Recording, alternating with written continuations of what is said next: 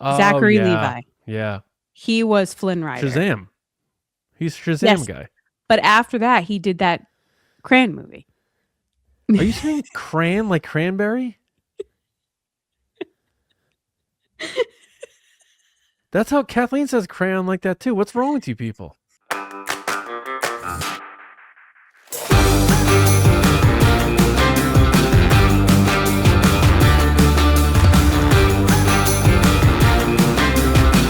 Hello, everybody. Welcome to Nerdy and Nice. We have missed you all. It has been 2 weeks since our last episode. And we're here to break down every nuanced detail of the Oscars last night because we are... I'm hearing we're the top award season podcast. And it's our responsibility to... No, we're not doing that. We'll probably give our thoughts on the Oscars next week because... Or maybe a Patreon video or something. Maybe we'll do something similar. That's good. Not a bad idea. Yeah. Because this podcast is being recorded before the Oscars. And we don't have the insider info. We don't get the Tom Cruise cake. We don't get the results. We don't know what's going on. We do not. But anyway, we will talk about that next week. We'll touch on the viral moments, any takeaways we have, and if Grogu and his tux. Rooting for Grogu and his tux. Yeah. I think it's happening. All right. But we do have things to talk about. We have a lot to talk about, actually. We have news segments. We have some trailers to dig into. We have a lot to talk about in terms of what we've been watching, which I have good news for Glen Powell fans out there from my perspective. But, Lacey, how you doing? You all right? I'm good. As you can tell, if you're watching or listening, I am better, finally, after 2.5 months. So that's good. That was really tough on me, I have to say. I'm glad that you're better. Why? It was just a lot. I'm just so glad you're better because I was almost feeling like, am I ever going to be normal again? And you're so annoying. You're so stupid. What? I'm making it. That's the joke. I'm making the joke that I had to deal with hearing about it. What? Karma. Watch out. You might say that, and then you're going to be sick for 2.5 months. Maybe. I somehow dodged the wave that ran through my family. I got sick for maybe sort of a day, but there was a moment that you texted me and you were like, "I think I'm getting sick," and I was like, "Yeah." No. When you feel it here in the throat and you feel it in your chest and your face, but we're not sponsored by it, but Big Zinc, I may have to start investing in stock because I believe in zinc. I took zinc every day as I was starting to feel sick, and it didn't hit me. So it wiped out through the house. It took some my doctor's kids going to both comment had on this it. episode and be like, that is not accurate. No, I think the zinc it's a real deal thing. Anyway, I'm just kidding. We do have a lot to get into. Lacey, anything before we dive into some trailers? No, there's some good ones this week. Let's go. Oh, God, I love that movie. Well, you just heard Paul Rudd, so let's kick off with Paul Rudd. The man who many claim is ageless. He's aging now. To which I say $300 haircuts and hair dye and probably personal chefs. He definitely looks a little older now. No, he's definitely aged. Yeah, homeboy's 57 years old and he's still doing the thing. And it's Paul Rudd, and this time with Nick Jonas, comedy legend, in this upcoming film called Power Ballad. Is Nick Jonas the guy who did that horrible guitar solo at that award show? Is Nick that him? Jonas is a Jonas brother. He's the guy that's in Camp Rock. Do you ever see that video? No, but I'm sure it is horrific. I forget who was singing, but you know how sometimes they have like a pop star sing a song and then a popular guitarist will come out, like Slash will come out and do a solo or something like that. Oh no, was he the popular guitarist? They had one of the Jonas guys, it might have been this guy, come out and he just did like one of the worst attempts, like almost like a Corey Feldman bad guitar solo.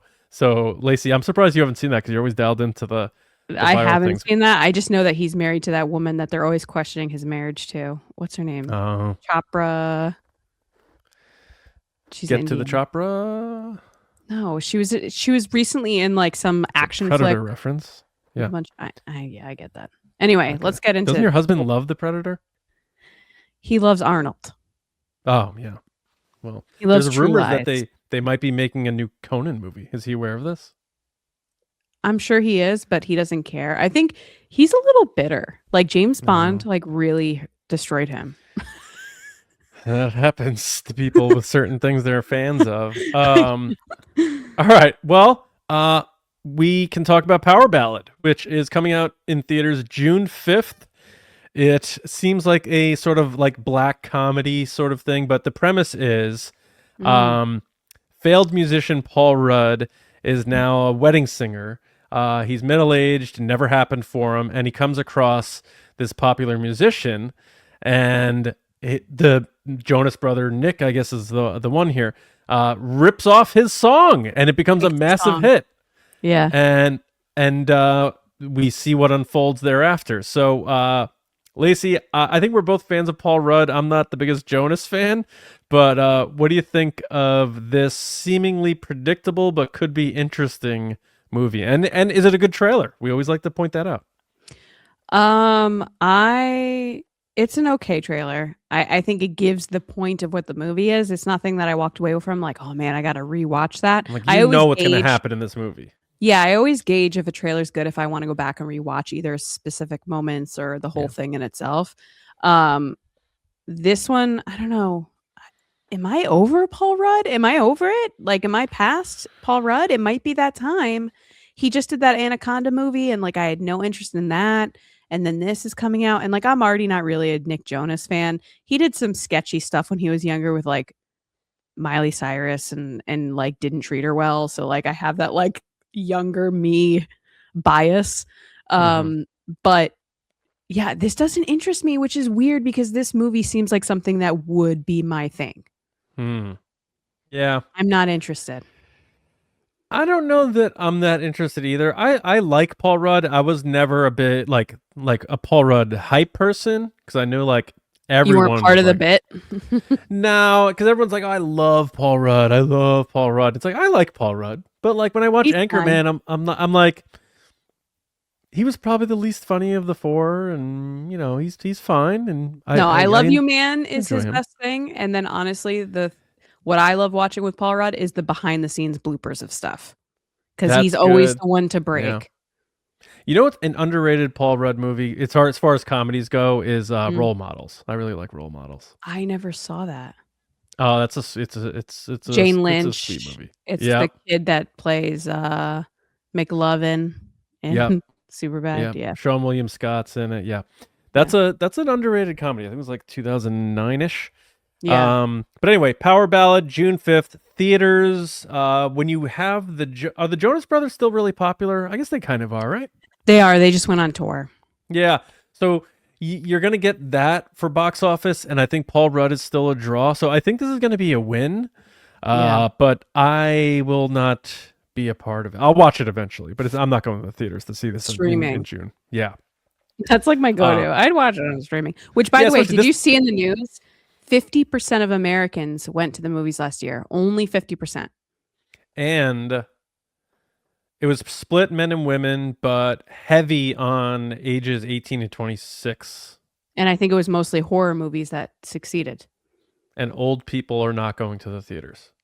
So that was the Indiana Jones problem. Like, that's not surprising to me. I work with someone that's Gen Z, and she told me that like that's what Gen Z people do for fun is go to the movie theater. I mean, that's always been the case. You know, parents drop you off, or you drive to the theater or whatever. And I remember good times going to the movies or the mall or whatever. And that, kids don't have a lot to do, teenagers, so movies is an option. Yeah. So I get that. But in some instances, it does make the theater going experience pretty dreadful. Because the etiquette isn't there. Bad for kids because, and I say kids, I'm not that old, but I would say young teens and I know teens and 20s. I feel bad for them because they don't have the spaces we used to have, like to hang out and just do things. So they're turning to spaces like movie theaters, which aren't actual like social spaces where you can be talking. Yeah.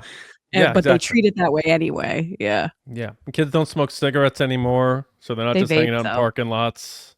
They Yeah, they vape, though. Yeah. Oh my God. I just was driving by some girl the other day. She looked maybe 12 and she was vaping. And I was like, oh my God, That please stop. is not good. Yeah. All right. Not that I haven't, but you know, what are you gonna do? All right.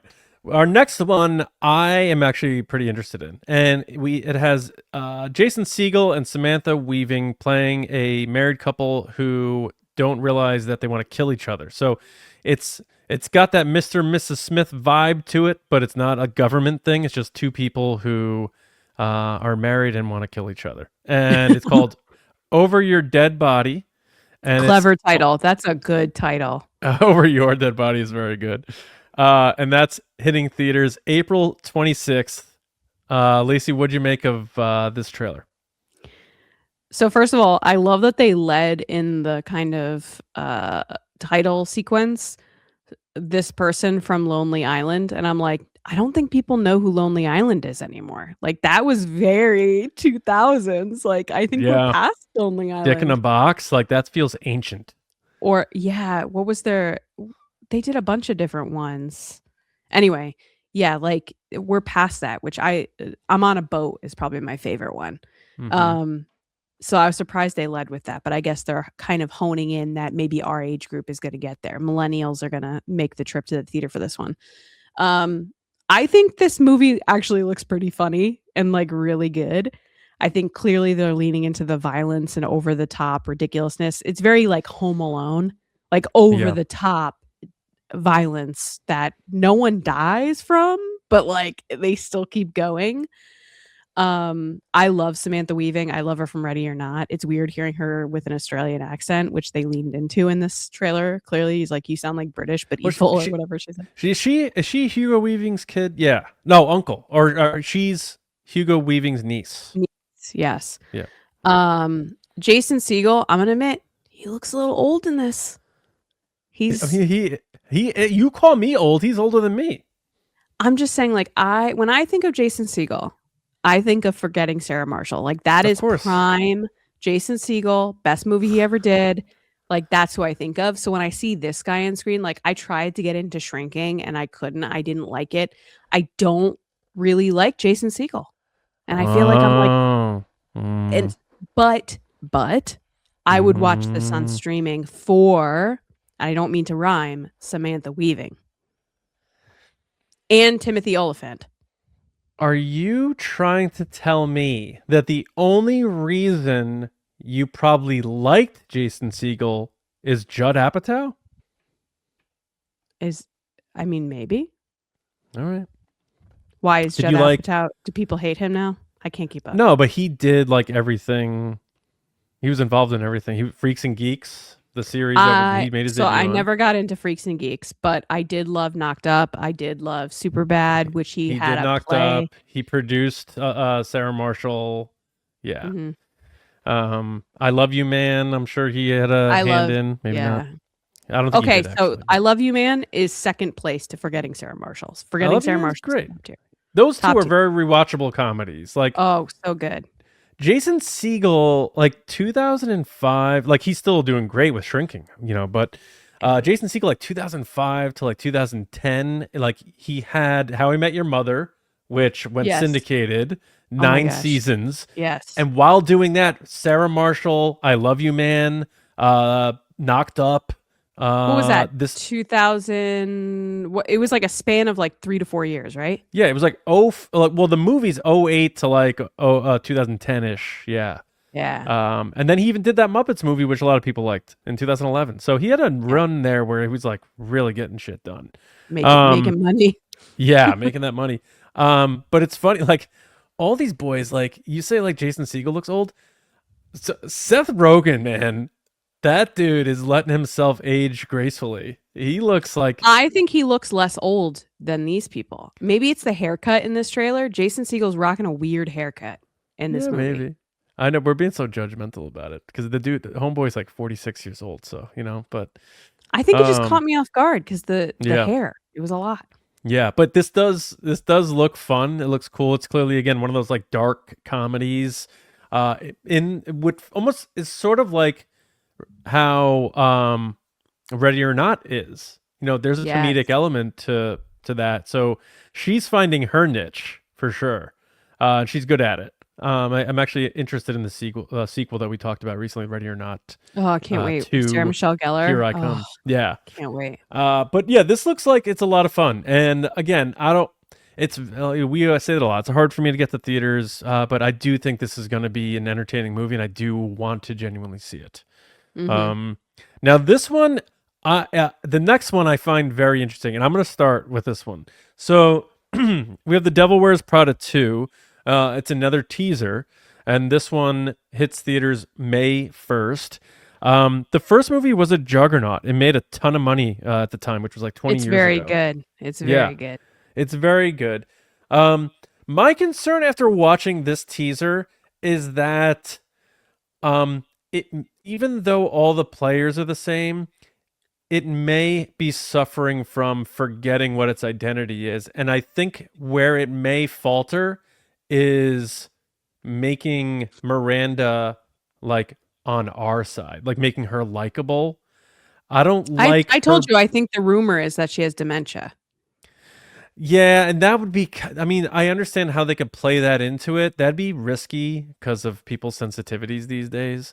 But regardless of what they do about it, I just wonder if they're going to, because what made the first one so good was just how nasty she was and how cold she was. And yeah, you do feel a little bad for her at the end when she's getting pushed out or whatever, and everything ends up working out for her, of course. But there's that, like, she's scary and you don't like her. And in this one, it feels like she's sort of like not intimidating at all. And if you take that away, then who's replacing that to fill the void that made that movie so delicious in the first place? So right, she's less of a villain in this one and more of the butt of the joke. Exactly. And I think that might be a problem. So I think it looks like it's well made, looks well produced, all of that. Everyone looks fantastic.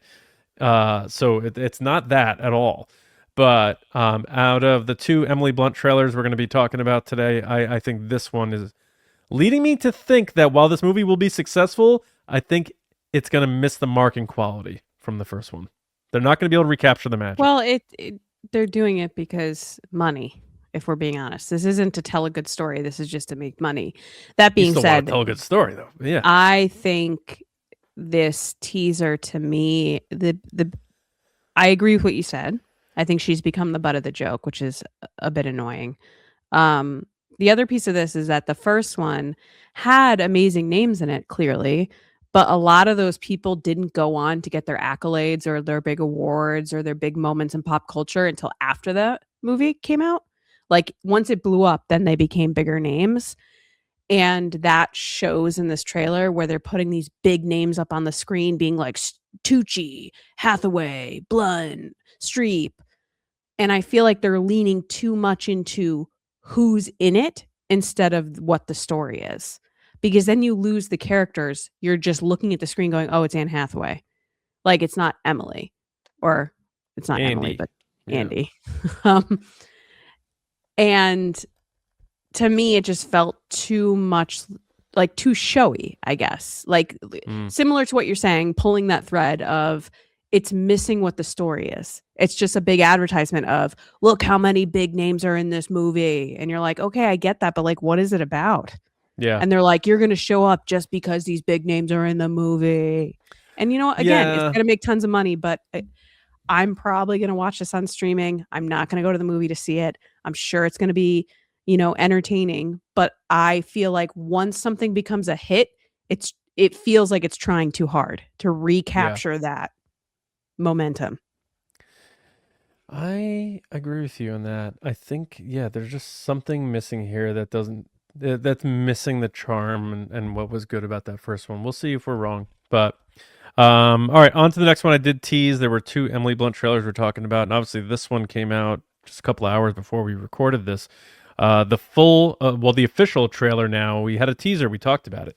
The official trailer now for Steven Spielberg's next big event, Disclosure Day, which is hitting theaters June 12th. Lacey, this is a big one. It certainly feels and looks like a Steven Spielberg movie. What do you think of the official trailer for Disclosure Day? And would this movie get you in theaters because it's Steven Spielberg? Yes, this movie looks amazing. This looks like one of those movies that you're going to remember when you watched it for the first time. Like, you're going to be like, oh, remember we went to go see Disclosure Day? It feels like an event. It does. It feels like you don't want to be the person that hasn't seen it before it comes out on VOD, before it comes out on DVD, Blu-ray. Like, you need to go see this in the movie theater because you want to see that the spaceship coming out of the clouds on a gigantic screen while eating a big tub of popcorn. This trailer is great. It's like a thriller, kind of creepy, but intriguing. The acting's clearly amazing. We haven't had a really good alien hit in a while, I would say, right? An alien hit? I mean, like an alien specific movie. I know Arrival people really liked, but it really make tons of money, like a blockbuster? No. I mean, yeah, Signs was like over 20 years ago, and that was my favorite alien movie. I'm excited for this one. It looks beautifully shot. I love a good lens flare. That one's for you, J.J. Abrams. And this one has a lot of good ways. I'm ready for pushes. I'm ready for the Spielberg blocking shots where he has the camera move multiple times while people move through the frame. I can't wait. It's going to be your typical masterclass. And the fact that this story came from Steven Spielberg makes it that much bigger, that much more of a big deal. I'm in. I'll be there with the weekend it opens. Also, I agree with everything you just said. I think this feels like an event. It feels big. And it's just they're not pushing the actors. See the difference between Devil Wears Prada and this movie? They're not pushing the actors in the same way that they're pushing for Devil Wears Prada. They're pushing the story first. Yeah, like they're selling this as though, like, this trailer is constructed as though we're watching the news live right now, and this is what's happening sort of in the world, and that's really cool, because people are dialed into that, especially right now. So, and with all the alien talk going on right now, like, this is perfect for Steven Spielberg. Did Steven Spielberg plan that? Is he lobbying for alien release? Yeah, which, by the way, where do you stand with that? I don't think aliens have ever been to Earth. I stand that there's no way we're the only ones in this galaxy. I agree with that. Or at least I'll say universe, definitely. But there is no way that a species that is intelligent enough to survive interstellar travel is going to all of a sudden crash land in New Mexico, United States. Like, that's just not happening. Well, the new theory, right?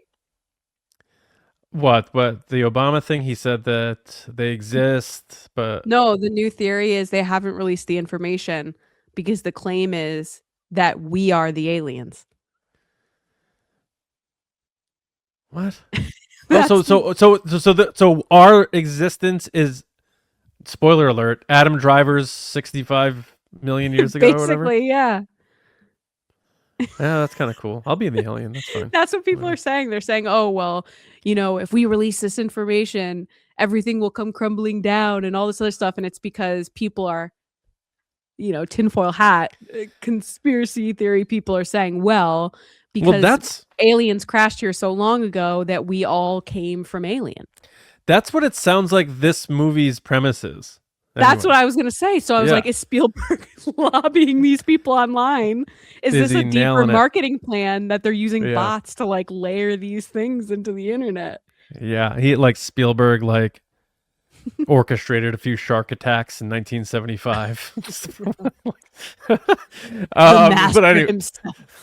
Yeah. But no, this does look really good. I mean, I didn't love the third Knives Out, but I thought Josh O'Connor, who I'd never seen in anything else, was awesome. Oh, he's so good. And he was good in Challengers. And the fact that him and that other guy, Mike Feist, didn't get any type of recognition for Challengers is insane. So it's good to see him front and center in this movie as well. Yeah, and you got Coleman Domingo, Wyatt Russell, Colin Firth. his dad's one of my favorites. Yeah, Colin Firth seems to be playing like a main antagonist type. I'm not too familiar with Eve Hewson, but then of course you have Emily Blunt. And I liked that this trailer gave us story elements. Like it didn't keep us totally guessing. So we learned that I like that too. Josh O'Connor's character, I'm not sure what his character name is, but he's saying like he can understand that language. So does that mean he's an alien? Well, he stole the files from the government. Yeah.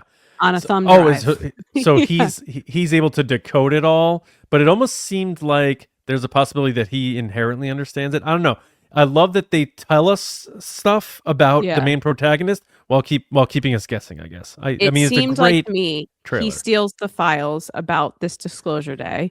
He's and like then an Edward something Snowden. happens where it gets into his head, or he gets shocked and everything attacked, and then he can now magically understand. He like downloaded it somehow. Yeah. So it looks really, really interesting. That Spielberg's getting final cut and approval on the trailer, so he sent this out.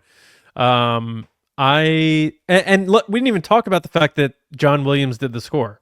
Which he's always going to do the score for Steven Spielberg. Yes. So you're getting a brand new John Williams score in June of 2026.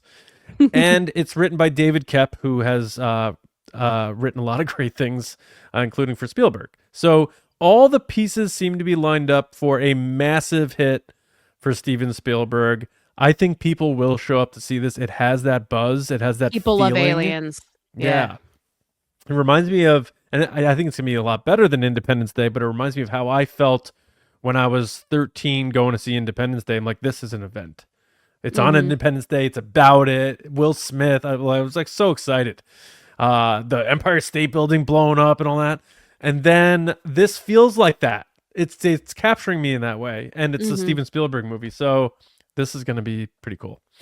But that is June 12th, Disclosure Day, Spielberg, John Williams. Something feels good about knowing that they're still here doing it, I love that. In an ever-changing world.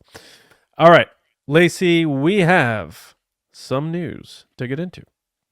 Human sacrifice, dogs and cats living together, mass hysteria. Enough, I get the point.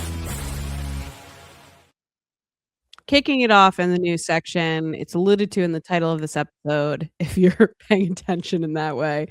But Will Ferrell is back with a comedy series on Netflix called The Hawk.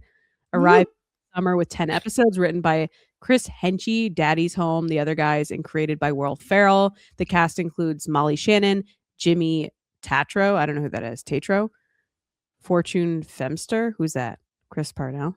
Who are these people? I know Chris Parnell and Molly Shannon. I do not know Jimmy Tatro. I feel like it's Tatro. Am I going crazy? He isn't. Oh, he looks very familiar. I've seen this guy. He's in a bunch of things. Yeah. All right. Well, anyway, so they released a teaser about it to announce that it's coming this summer. And can I just say, I've missed Will Ferrell. He is so funny to me. And he can do anything, it will make me laugh. Like, he is the prime example of like my kind of humor. And I think everything he does is a banger, except that one sad movie that he did that like was supposed to be a serious turn at acting, and like I hated it. Where he was like on his lawn selling stuff or something. He was like a writer, and like everything that he wrote came true or something like that. Like it was really depressing. Him and Steve Carell, I'm like, what are you guys doing? Why'd you make this turn? It's too much. But they this pulled a Bill seems Murray. like, as John would say, Will Ferrell is right back in the pocket. I do say that. You do. No, this looks really funny, and he has like the visor and anything. The thing that made me laugh the hardest, which is such a Will Ferrell comedic choice, and I know it is because he does it in other stuff, is he says he's the Hawk Hawkins, Lonnie the Hawk Hawkins, and then it goes "Paka!" What's the noise of the hawk, like the hawk noise. Yeah. I lost it. It's just like the fact that it makes that noise, like "Paka!" Oh my god, I can't wait. I will watch every episode of this, and I will laugh, and it will be a joyous occasion for me. Yeah. So I was thinking about it. Will Ferrell hasn't led a comedy like banger, as you would say, in a long time. He did the Like, Reese Witherspoon one, but I didn't see it. I didn't see that either. I actually forgot about that, but I heard Yeah. it, wasn't that great. I do have to check it out, I guess. Mhm. But I was trying to think like what was the last like great Will Ferrell movie That's that a he good led? question. Like, He has done I a lot know of sports. He did ice skating. that's He the thing. did Ricky So, Bobby. Yeah, Blades of Glory, Blade. Kicking and Screaming. Like he does a lot of sports stuff, and a lot of them were very successful. The But the other basketball thing, one. What was the basketball one? semi-pro. Semi-pro. Yeah. He played a tennis player. He's playing a tennis player, a real tennis player, I think. I think he's playing Bobby Riggs in the movie Matchmaker. So he's like checking all the sports boxes. But when I read the synopsis of this, I'm like, this is what Happy Gilmore 2 should have been. It should have been old Happy That when I saw it. trying But to just be teaser. good at golf again, and like Happy Gilmore 2 was so freaking bad. It's I still had fun because it's Adam Sandler and the world's on fire, but Yeah. that was, the choices they made for that movie, I don't know. But anyway, Read the this- synopsis. okay, so The Hawk. Lonnie the Hawk. wait, I don't have the synopsis. Where is the synopsis? Oh. Do you have it? You said you read it. So I figured I you did. had I didn't read it right front of now in you. front of me. You put me on the spot. Okay, I have her here. In The Hawk, Lonnie Hawkins, Ferrell's 2004's #1 golfer. Oh my God, stop. Struggles on the back nine of his career to recapture his magic. His body says retire, but his heart says he's not done yet. His ex-wife and his son Lance, golf's new golden boy, know he's through. But with one more major win to complete golf's grand slam, Lonnie refuses to believe he's anything other than one stroke away from the greatest comeback in golf history. Right. And so Molly Shannon plays his foul-mouthed ex-wife Stacy, along with Jimmy, who plays, I believe, his son. Yeah. So he's going to be probably a lot like real life golfer John Daly, who do you know anything about John Daly? No, but I'm just everything he does, I feel like is based on a real person, just amped up. Yeah, like so John Daly is known for like, Tiger Woods was all about his fitness and checking his levels and the science of golf. And John Daly would walk up with a cigarette hanging out of his mouth and, drinking beer. He's like the Stone Cold Steve Austin of golf. Like Happy Gilmore is sort of based almost on John Daly. And he was even in Happy Gilmore too. So, but Will Ferrell's at his comedic best when he does that 70s machismo thing. Like, you know exactly what I'm talking about. Like the anchor man, the semi-pro. Bobby. Yeah, he knows how to do that, like, out of, like, way outdated, chauvinistic guy sort of thing. I also love that he's doing this as 2004's hit golfer, because that plays to younger generations that are just finding Will Ferrell to be like, who's this old guy? And he's like, well, I'm a 2004. And they're like, oh, everyone's all about the 2004s, which explains his visor and his whole look with like the curl on the top. And I it's can't meta wait. because Yeah. Will Ferrell, like I said, hasn't had a big comedy hit in a while. He's in his late 50s now. This might be like a meta commentary about like, it's Will Ferrell trying to like come back and be the guy, with a comedy. So, and I'm rooting for that. The only thing that I'm a little like concerned about is his, like a lot of his best hits were when he worked with Adam McKay. And what happened there? They just stopped working together? they have like a falling out. No one like talks about like what caused it. And I don't know the specifics, so I'm not going to speak to it. Because someone in the comments will be like, well, actually, I know Adam McKay. And, but so I don't It want just to do makes that. me so sad because they seemed like they were really like the perfect partners, kind of like Yeah. Tom Cruise and Chris McQuarrie. Like they're just always together, always Yeah, I doing know. cool projects together. And then all of a Yeah. sudden they were like, yeah, we're not doing these things anymore. Yeah, it's almost like Spielberg, Harrison Ford, you got the actor and you got the creator. But but I am rooting for this. I think Will Ferrell's really good when he does sports comedies. Obviously, we just listed all of them. So I will be watching, and I'm hoping it's good. Though I will say I'm not the biggest fan of Daddy's Home or the other guys.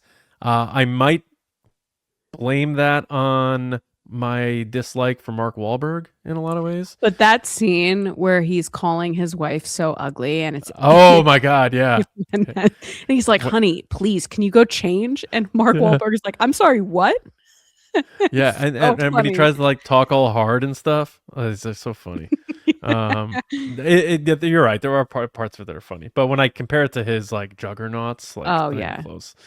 But it's something about just seeing Will Ferrell being ridiculous for 60 seconds and reading like miming his own narration and stuff like it. You're right. It does feel right, and I can't. I wait just to want check it out. some one-liners. I want ridiculous, over the top. I'm in a glass case of emotion moments. Like I want full Will Ferrell. Yeah. 100%. Ashley Schaefer. Like yes. All right. What else is going on? So up next is an interesting story that caught me off guard this week, which was Kate Winslet is to play a female lead in Andy Serkis's Lord of the Rings: The Hunt for Gollum.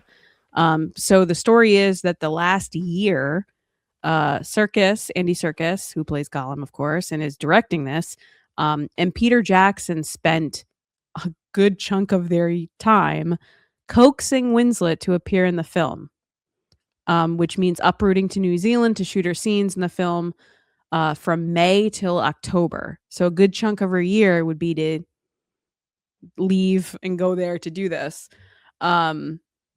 And she said yes. So she's in it. They haven't really, I don't believe, released who she's playing or what she's doing. It's just they're making the announcement that it's happening. I think it's also kind of marking territory to anybody else being like, don't bother booking her because we have her from May to October. She's going to be in New Zealand. Yeah. Yeah. Yeah, it does say here at the top, the role has not been disclosed. I think she's amazing. There's nothing she can't do. I think she's stunning. Insightful in any role she plays. She takes, lights up any screen. So I think she's going to be great in this. I think she's going to kill it. It's just so interesting now that I've learned a little behind the scenes about booking talent for film, which I didn't even realize, is that it's one of the things about it is that you have to put out an offer and then you have to hold the role until the person denies it. And they have, I think, 4 to 6 weeks to deny it. So Andy Serkis and Peter Jackson were holding this role for her for over a year, it sounds like. Just being like, hey, please, please, please, Gutsy. please. So they must really believe in her. And I don't blame them. Like, she's the best of the best. Oh, like, yeah. No, you don't need to believe in Kate Winslet. Yeah. No, I will. Well, you have to coax her. Yeah. This sounds amazing. The fact that Andy Serkis and Peter Jackson are involved is just, as a Lord of the Ring fan, is so incredible. I can't wait to watch this on the big screen. I will be there the first day to see it. It's interesting because, I'm not the biggest Lord of the Rings fan. I did rewatch the first 2 recently, and it was enjoyable. I still think the first one was my favorite because Sean Bean's in it. But I was just thinking about Andy Serkis, and I'm like, I love Andy Serkis. I love everything about Andy Serkis. He seems like a great guy. He is an extremely talented actor. The performance captures that he really took to the next level. Changed the industry. It's almost like Ahmed Best handed him the baton, and then for Lord of the Rings, he just took it to the mountaintop. He took it to Mordor or whatever you call the thing. Yeah. What's the volcano? Is that Mordor? It's Mordor, yeah. Yeah. So, but then I'm looking at the movies he has directed because he's directing this, and I remember the one that came to mind was that Venom movie he did, and that movie stinks. But Peter Jackson is going to be there with him. I know, and that's cool.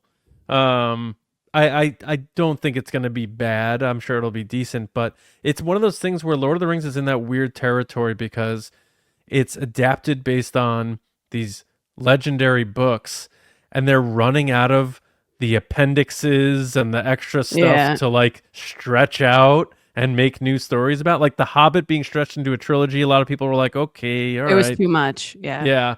and now this is a prequel to Lord of the Rings, and it is based on one of the shorter appendices or something. So I like that it is connected to Tolkien, but it's just weird because you have Elijah Wood coming back. And he said he wouldn't let anybody else play Frodo. Yeah, so he's gonna be de-aged or whatever.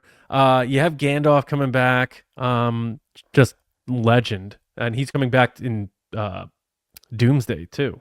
Yeah, as Magneto. But I guess Viggo Mortensen is not coming back. They're gonna recast that character, even though that character like is older than everybody. he's also the like fan favorite. Yeah, so I think Viggo Mortensen said he didn't have interest in coming back because he felt he was too old to do it or something. I could be making that up. I'm pretty sure I remember reading that. Otherwise, I'm sure they would have tried. So you're going to get a different person playing Aragorn, who's like the main character of this. Yeah. I don't know how people are going to feel when you mix legacy actors coming back with recasting such a big character. I think that's the one thing people are might have an issue with. It's sort of like how I have an issue with Jodie Foster not playing Clarice Starling in Hannibal. Like, I think that movie is a great movie if she comes back because you have Anthony Hopkins back, but then it's Julianne Moore, and you're like, what the hell is going on here? Just because they're both think that might be like, do you think that might be an issue? Because you're a Lord of the Rings fan. Do you think you might have an issue with that? It depends what route they're going with it. Are they trying to make it a 1-to-1? Or are they trying to say it is a much younger Aragorn? You know what I mean? Yeah, I guess. And yeah, what errors they span, because I'm not too familiar with the timeline, if that story hops around a lot. But I know it's supposed to take place like between Hobbit and Fellowship. Yeah. I actually sound like I know what I'm talking about. Look at you. All right. I do have to do a rewatch though, because I miss watching those films.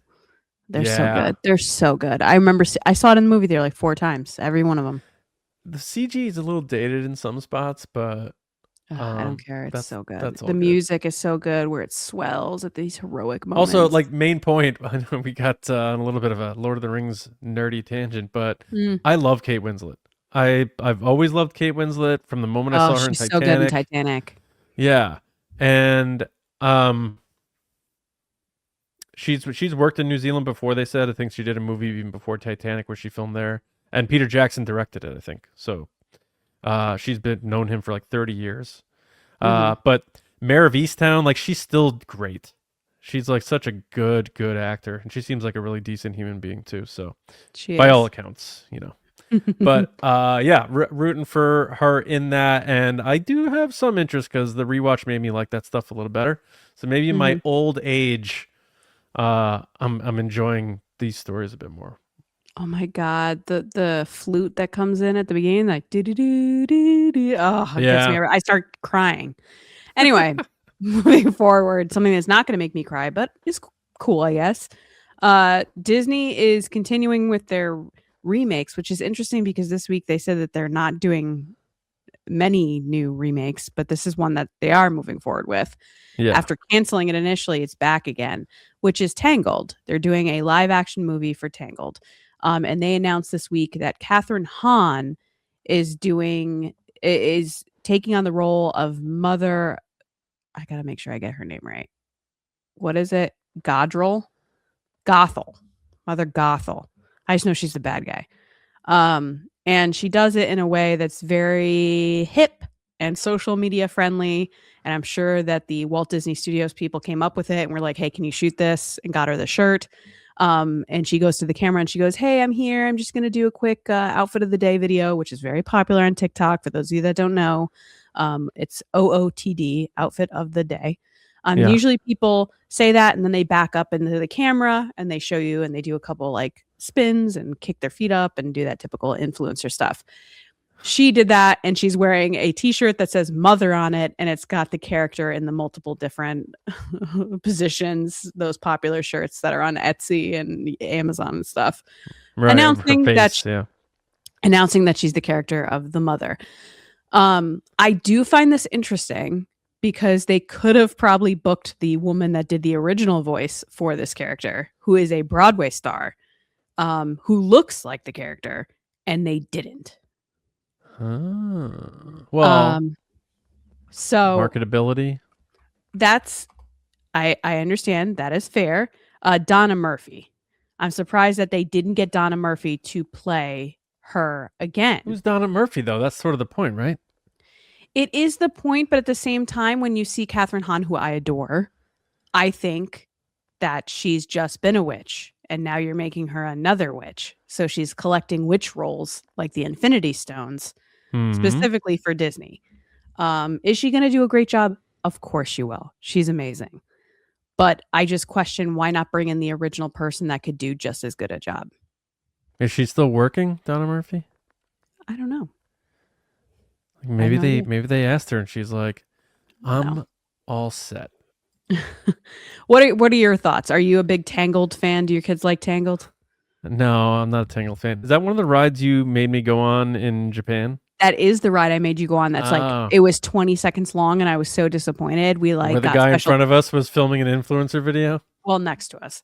Oh, next to us? Yeah. It's one of those rides that you wait for hours and hours and hours to get on, and then you get on and it's 20 seconds long and you're like, why did I wait for that? Luckily, we had passes. Like I had booked them in advance, thank God.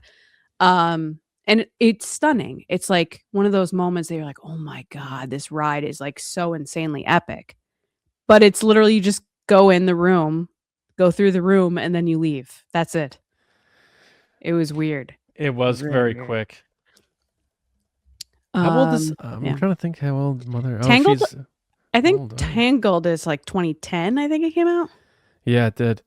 Has Mandy Moore and what's his name? The one that everybody hates now. What is the purple crayon guy? What's his name? Bill Cosby? No, the purple crayon guy. He just did like the movies about the purple crayon. Oh my God. He just did those movies. Are you trying to say crayon? Yeah, crayon. No. Zachary crayon. Levi. Zachary Levi. Yeah. He was Flynn Rider. Shazam. He's Shazam guy. But after that, he did that crayon movie. Are you saying crayon like cranberry? That's how Kathleen says crayon like that too. What's wrong with you people? Is anybody listening? Does anyone out there actually say crayon like Crayola like crayon?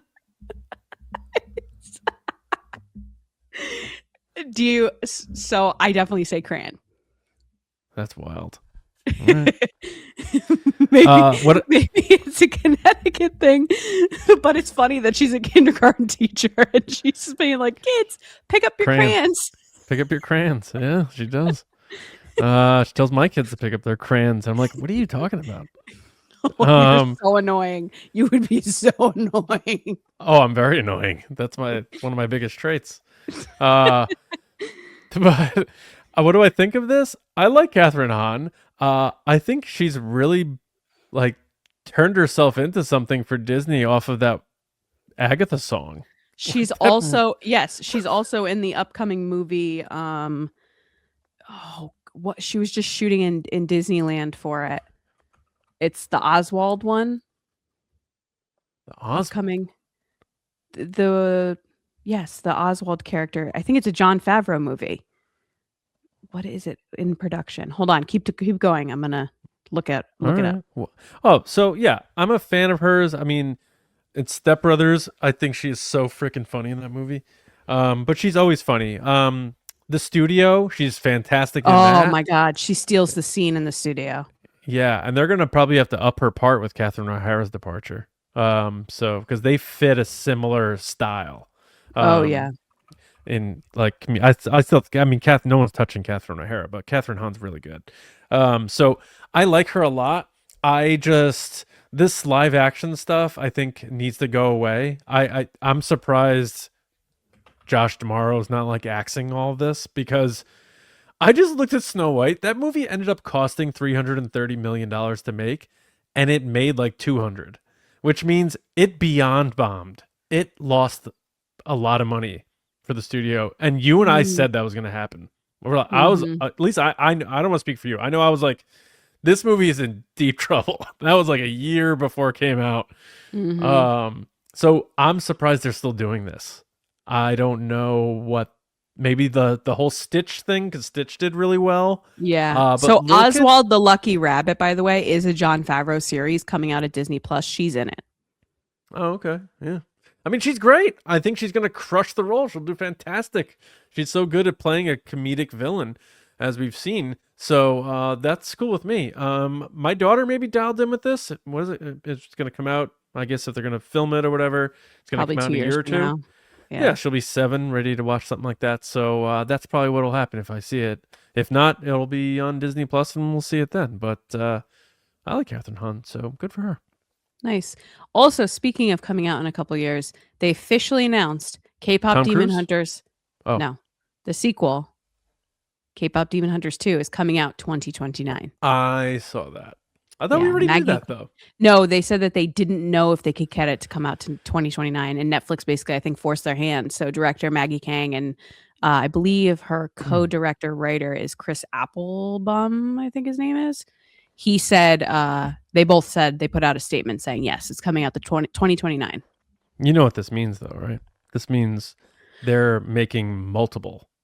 That means they're rushing to get this done because it is already 2026 and they have to have it out 2029. I'm saying, though, it is, for this day and age, we talk about large gaps. That's a big gap. You know, there's going to be a certain age of girls who are going to already age out of it. Now, I'm not saying I enjoy it. I know you love it, too. I'm not saying it's only kids who like it. But kids are the ones buying the toys and all that stuff.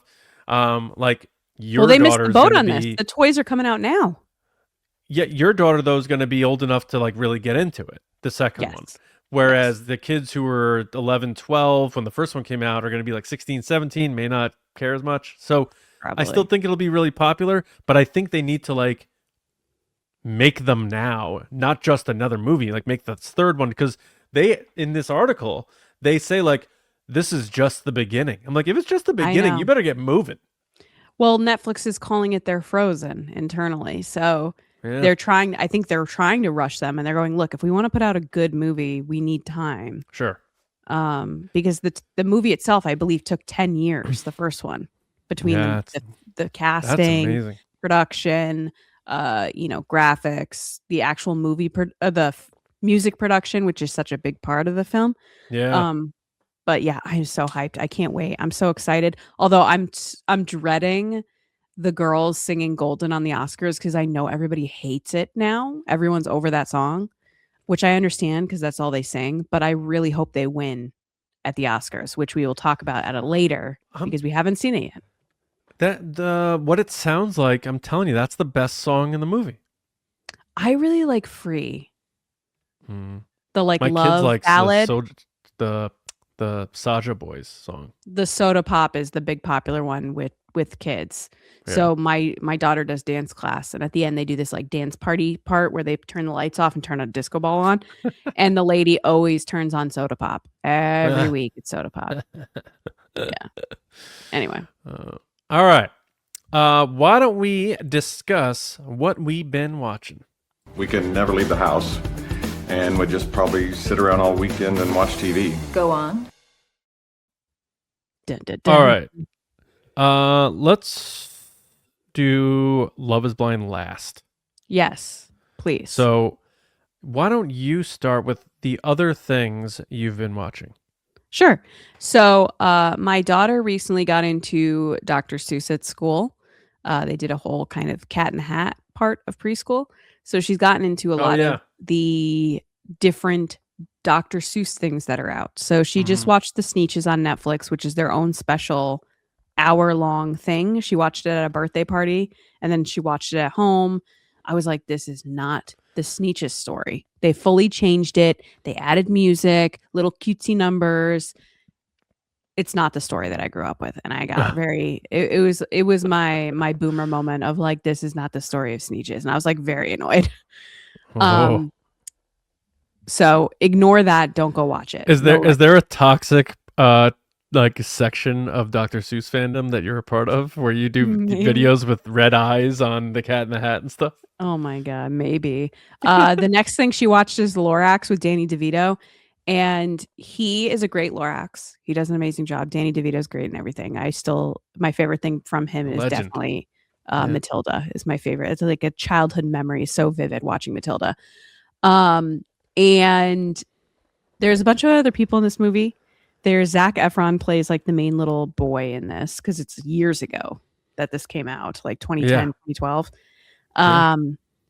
Taylor Swift plays the love interest of Zac Efron, and she's horrific. Like they couldn't get anybody else. Like they were just like, let's get Taylor Swift. She's so bad. And there's something that I take very seriously about cartoons and animation and any type of animation medium in general is you have to have good voice actors. If you don't have good voice actors, it doesn't come across the screen well. No, it doesn't. They also had Jenny Slate play like some old mom, and she was horrific. I don't like Jenny Slate at all. What about in Secret Life of Pets? I tried to put that on for my kids the other day because you recommended it, and they had me turn it off. What? They did not like it at all. Wow. Betty White is in this. She's amazing. Of course she is, because Betty White. And the main kind of guy telling the story is Ed Helms. And I realized I really dislike Ed Helms. Oh, no. I think it's because he ruined The Office for me. And I have this like grudge against him that I'm like, just because you were in The Hangover doesn't make you a good actor. Oof. And everything he's been in since, anything he's been in since, I'm like, get off my screen. Wow. No thanks. And I haven't seen him lately. And I haven't seen him lately in anything, and it's made my world better. I'll say that much. If you ran into Ed Helms in public, would you tell him that you hate him? No, because that's just mean. And I don't actually hate him. I just don't like him in movies. I don't wish him Sounds any ill. Sounds like he's ruining your life. No, he just ruined The Office. But that's not his fault. That's the writer's fault. All right. So then into something that's a little bit more fun to watch, because those are obviously the kids things that we're watching. If you have any kid suggestions, by the way, put them in the comments. Kid movies that like my kids should watch. Mm-hmm. Married at First Sight. I love this show so much. Do you watch this show? No. You need to watch this last season. It was, I'm not saying the one that's on Peacock, because what happened? I forget what it is because I confuse it with Love is Blind. Yes. So this is the original Love is Blind. Before Love is Blind existed. This is the original. They don't do the pods. They start at the marriage. Yeah. They get married without seeing each other, and they say yes on the spot, and then you see everything that comes after for 40 days. It's on Lifetime. It's like a big hit for them. And then all of a sudden they decided, well, we need to put it into streaming because of Love is Blind. They were trying to compete with Love is Blind.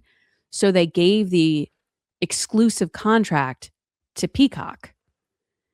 And Peacock put a recent season up, and it was horrific.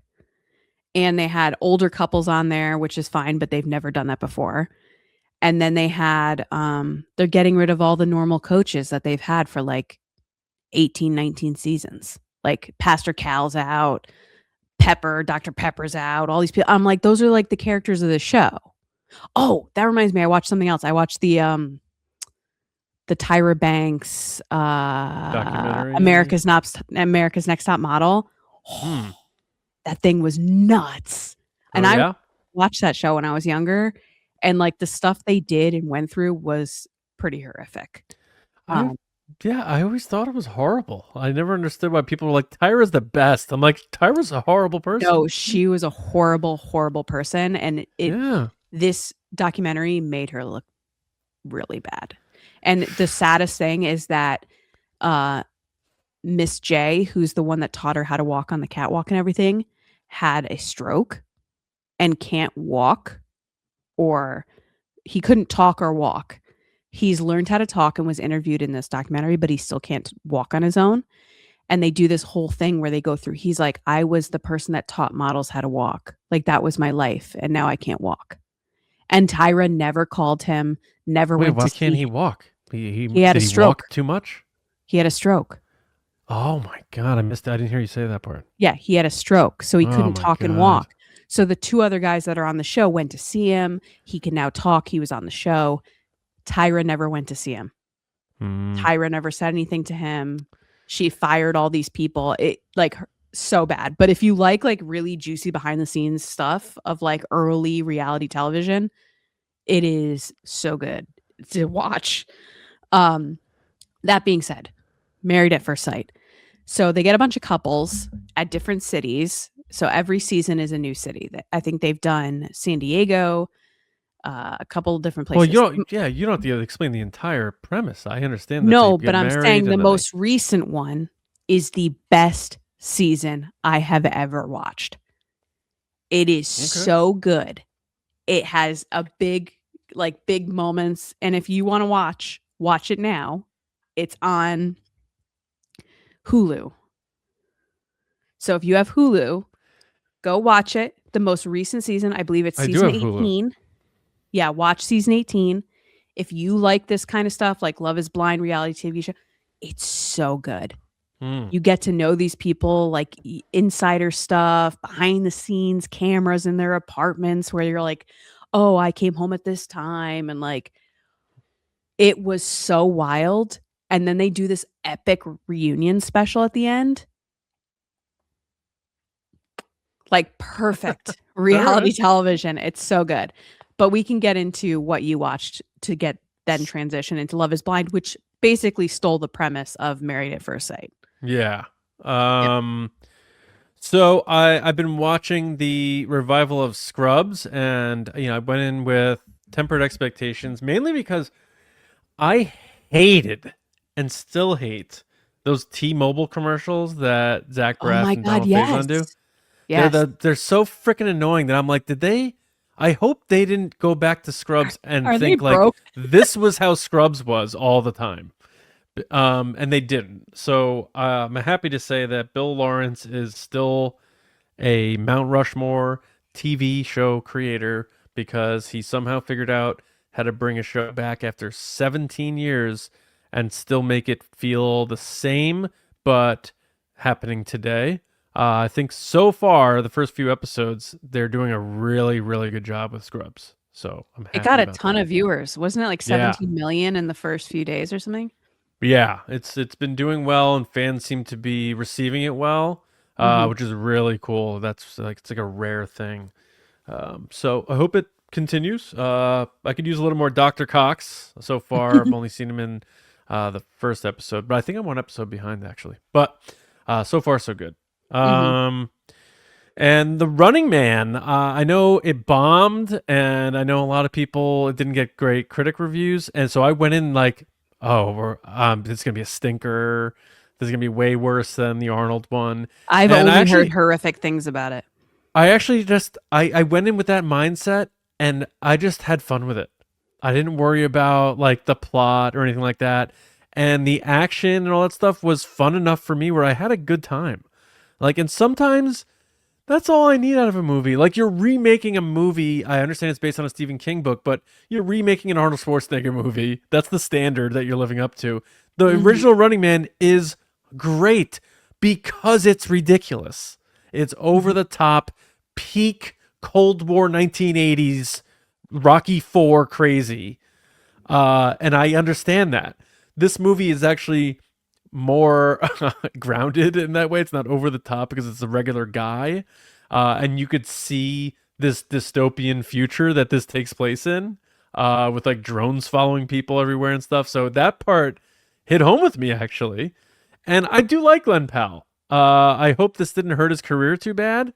Edgar Wright cannot get a hit. No, I know, and I'll just say this. Don't like watch it being like comparing it to the Arnold one or expecting it to change your life. But if you want to watch a fun movie, I had a lot of fun with this, and has humor in it too. So Running Man was better than I was expecting because I was expecting a complete shit show. All right. Yeah. Did you like his butt though? I forgot that you see his butt. So what does that say? I just know that they did a whole behind the scenes bit where he's like, I'm up there for real naked. I mean, he's one of those like Top Gun Maverick, like even like baby-faced Miles Teller had like 0% body fat in that movie. So it's I know, yeah. Yeah. I haven't seen an ab in probably 20 years. But I still look fantastic in my opinion. It's all about the cannons. That's what it comes down to. Anyway. God. All right, Love is Blind reunion. I watched this last night as we were recording this. I watched the night it came out. And I remember being like, please start with the super like religious zero drama couple and get them out of my life. So, Yeah. and they did. Yeah. So it's like, great. They always do the boring couples up front, like the people that actually like each other. They're like, okay, fine. Yeah, we don't want actual love, but we want the nightmares. And I was like, when are they getting to Chris and that guy Jessica. Chris or whatever? Yeah. But I will say this. I was all right. The Jordan and what's her name? Amber, I was very sad they broke up.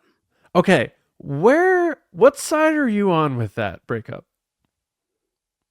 I'm on his side because he seems like a genuinely nice person.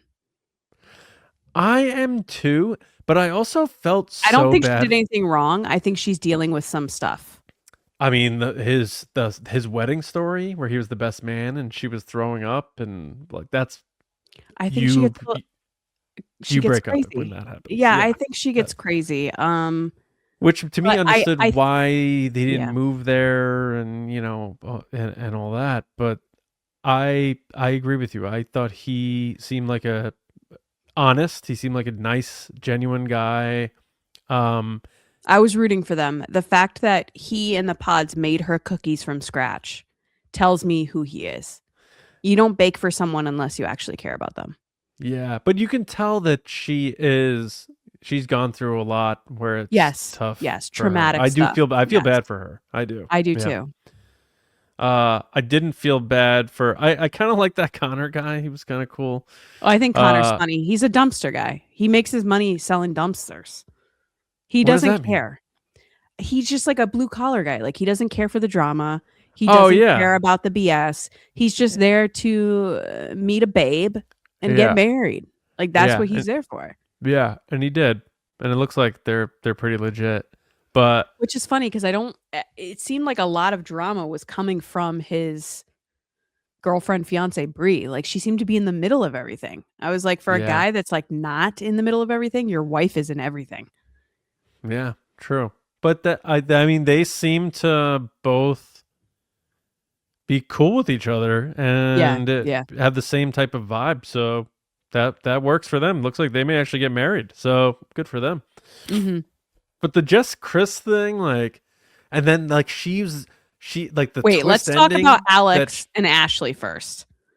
Oh, yeah. So do you believe his lies, or do you think she is correct in that he is just making it all up? Because fun fact, behind the scenes, his coworker did a TikTok and said he is not who he says he is. He's a software salesman. He's not in finance. Like he's making this all up. And like he worked with her in Arizona. And she's like, I don't know why he was saying he worked here. Like we were from Arizona and he requested time off to do this show. That's about him? Yeah. Yeah. And she said in the time she worked with him, he never mentioned soccer once to any of her coworkers or her. Like, that's weird. As someone that's like, soccer's my life. Like, wouldn't you? That would be your one thing at work. You're like, oh, I really like soccer. People in my work know about the podcasts, and stuff like that. Yeah. The thing about that guy always was, I'm like, this guy sounds like he is answering a sports question after the game. Like, how'd you feel? Well, I was sportsing pretty hard. And it's that sports cadence where they always lift their voice. They're like, well, you just got to go out there and you got to give 100% and you got to be there for your team and you got to do the thing. And he always talked like that. And he's like, I'm going to follow through with this. I understand calculated. you. And then the way his terminology was like teams call corporate America. He said I felt like in the end he handled himself professionally on the altar. He said that, and I was like, does that mean? Yeah, I didn't know what that meant either. I was like, you prostitute? Like what? I don't know. The vibe I got from him was that he was on it to be on TV. He's a phony baloney. Yeah, he's a liar. That guy was absolutely. Now, I did like that he didn't allow them to, make assumptions about him. He was like, I mean, want to be. Nick Lachey and Vanessa were going hard on him, and I like that he stood up for himself because, like, they like to spin that TV stuff, so I'll give him credit for that. But that guy was phony baloney, and he's I could tell. I felt bad. But I also for didn't. his I fiance. didn't like her either, though. I didn't like her dad. I didn't like any of that. I didn't like him I know. like asking, "Did you vote for this person?" And then because you better have like, F you, like get out of here with that. It is weird. The weirdest thing for me, which the strangest thing about any of the relationships is there's always a moment where it takes a turn. And for me, that relationship was definitely when they were on the honeymoon and he saw Brittany for the first time. And he went, "Oh, Brittany's hot. My fiance is not Brittany." Yeah. And the moment he made that choice and like had that heart to heart with her sitting there on the lawn chairs being like, "You're my type. Like what is your vibe right now?" I was like, "What is happening here? Like you're on your I'll tell you what honeymoon." happened. It's the same exact thing that Chris did to Jess. They were like horny guys who had were having drinks with everybody in a beautiful place, and they're like, "I'm not going to tell this person I'm not marrying them now. I'm going to enjoy my time with them, and I'm going to tell them everything they want to hear." That's exactly what happened. I think also, because this is true with Married at First Sight too, I think they get paid for every week that they're a part of the show. They get to stay in an apartment and they get paid. So if you've taken time off work or quit your job to do this and you're getting paid and you get free housing, you're going, "Okay, how can I make this last? I will stay with this person for the 8 weeks or whatever it is, 3 weeks." I think this one's shorter. It's like 4 weeks. The other one's like 40 days. They make them stay together. It's like 2 months or something. You're going to stick around just to see it through. And plus, if you think that you're going to get some type of TV deal, because a lot of people coming off of Love is Blind will make podcasts, will become social influencers, and there's a lot of money in that. Oh yeah, I saw that.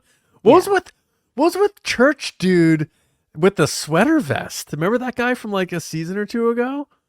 I wasn't paying attention to anybody in the audience, to be honest. I was just kind of... He was that guy like 2 years ago who was like trying to convince his fiance, who was like very I remember far left, to join his church. He's there. She's now with the nerdy guy with the long hair. The bulky with guy, the what? yeah. The big buff guy. I wouldn't call him buff. That guy? He was the skater dude, buff guy. Yeah, he was big. No, I'm talking about the long hair, nerdy looking guy. The long haired guy during the show was a big buff guy. Was he? He might have lost weight since then, but he was like a But anyway, she's with that guy now. But that dude's sitting there with literally just a sweater vest and no sleeves. I was like, what is that guy doing? Anyway. Okay, let's get to Chris and Jessica now. The big moment, the Super Bowl of this reunion. All right. I have a hot take, but whatever. Go for it. First of all, Chris is a total scumbag. Chris sucks. He sucks. And I love Nick and Vanessa hated him, by the way. Very obvious they hated him. Yeah. But he's also one of those guys where in that moment he was like, "I'm sorry," but he wasn't sorry. He was just saying it to save face, and he doesn't have he's one of those people that is such a narcissist, Napoleonic complex type of guy. That type of ego that comes from that is so dangerous. And I won't speak any more to that. But no, but then the other thing too that was really weird is they have the stage this time was so weird because the way he was looking was supposed to be at certain people, and it looked like he was looking out. And then the girls would be looking and they'd be looking out because like some of the girls refused to look at him.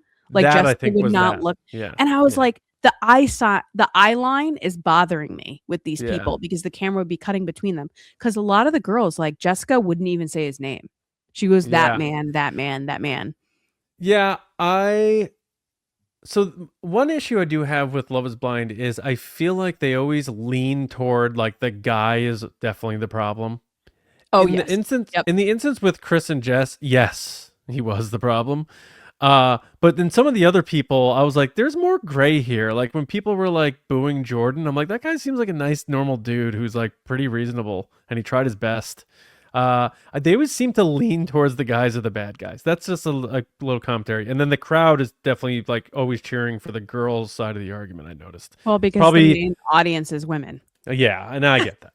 But the thing about Jess that I agree with, like how she stood up for herself and everything, and I'm glad that everyone had her back and all that.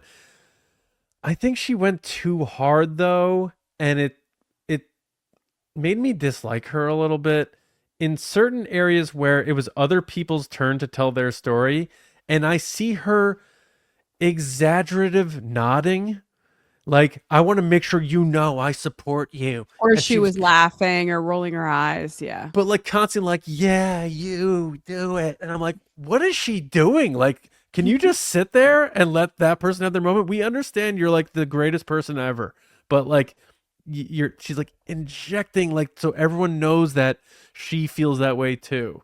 It was just like the very main character for me. And then like the other guy who was on the show ends up being with her. I'm like, this got very like theatrical, but I did love that moment though. but it was entertaining. No, he's a doctor. She's a doctor. Like, oh my God, she's the fact way that he better said, off. I walked away from you and it was the biggest mistake. Oh my God. That was like out of a rom-com when he was like, you're everything to me.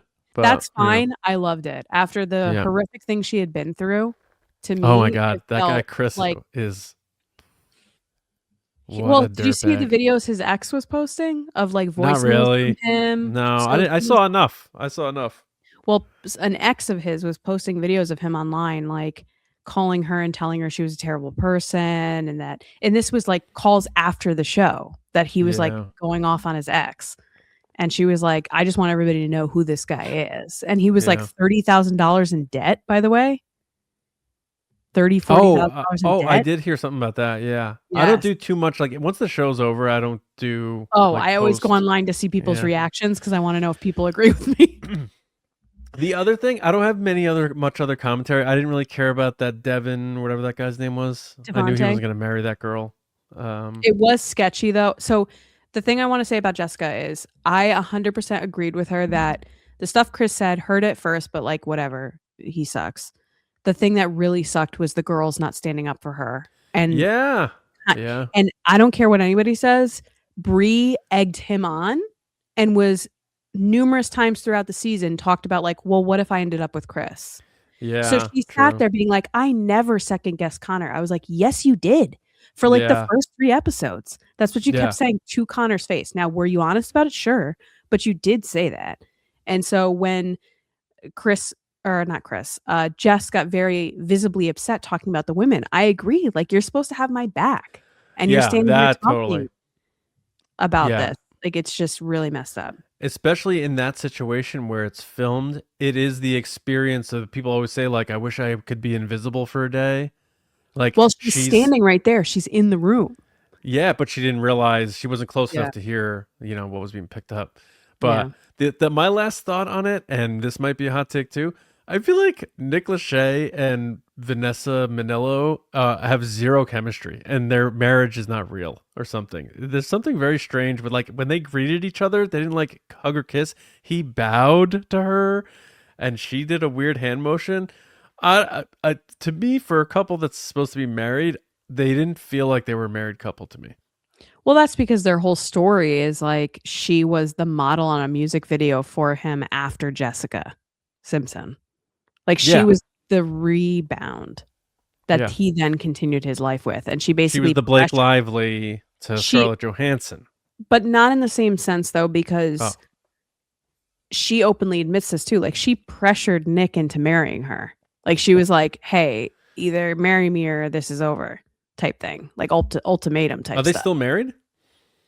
Yeah, they should be. I think they have kids. But as a millennial, I will tell you, when Nick Lachey and Jessica Simpson broke up, it was heartbreaking to me. I loved that show with them together.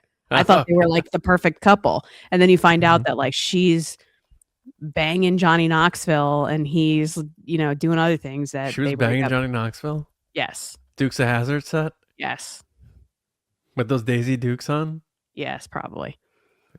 Johnny Knoxville's like in like prime Jackass popularity.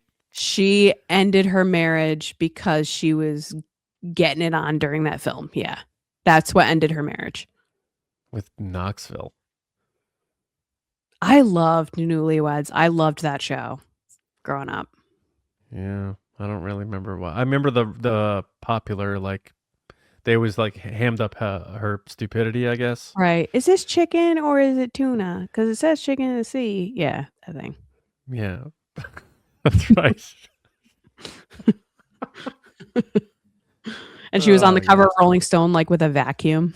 Like, Yeah. And then her sister got nabbed lip syncing live on the SNL. which is Like, insane because this week it's gone viral. Hillary Duff was doing Tonight Show, and she clearly is having a microphone auto-tune her while she's singing. well, if And we're so being people are honest, like, Ashley Simpson got kicked off SNL for this reason and ended her career, while people are now doing it out in the open.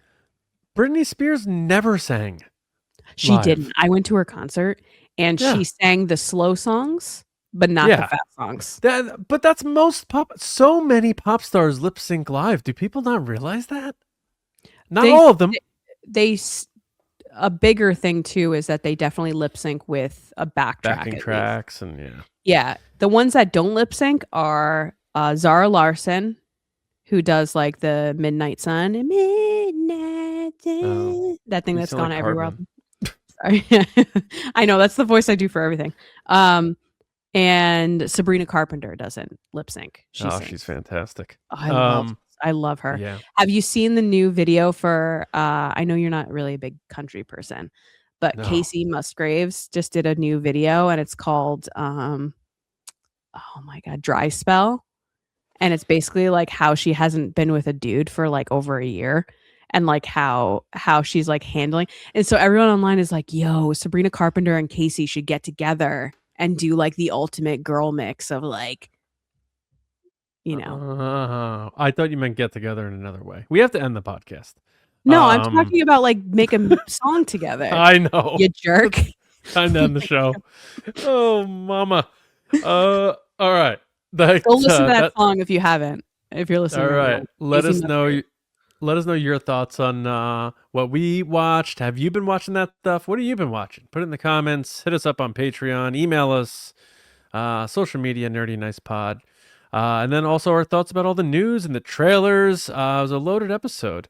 And again, we'll give our thoughts on the Oscars next week. We're not big award show people. Only if K-pop wins, then I'll be the biggest Oscar fan. We're also like not here to deliver the news. We're not expecting people to listen to our podcast and be like, Steven Spielberg's making a movie? What? Like, It's a commentary. We're here to talk about the stuff we want to talk about. So yeah, sometimes we're not going to see everything. We're not going to watch all the news shows because, we will don't always have watch time. And Casey two, Musgrave's new video. we watch. Yeah, especially when she gets together with Sabrina Carpenter. All right. Nerdy and Nice everywhere. Please, if you don't mind, share us with a friend. Rate us 5 stars if you love the pod on Apple, Spotify, wherever. And video, TRB Podcast channel. And for Nerdy and Nice merch, trbpodcast.com. Lacey, where can people hit you up?